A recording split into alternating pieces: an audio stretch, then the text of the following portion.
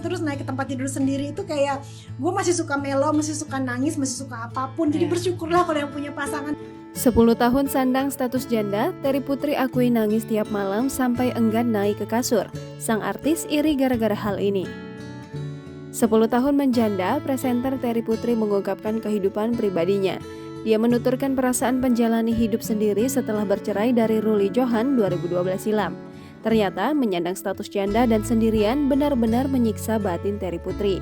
Dia mengungkapkannya pada kanal YouTube Aditya Podcast Bareng Jelantik atau Apotik milik aktor Aditya Herpavim dan sang istri Jelantik Herlanti. Potongan luapan perasaan Terry Putri ini diunggah ulang oleh akun Instagram @rumpi_gosip pada Jumat 22 April. Presenter dan model kelahiran Banjarmasin, Kalimantan Selatan ini kerap menangis sebelum tidur. Musababnya dia tak punya pasangan di sisinya.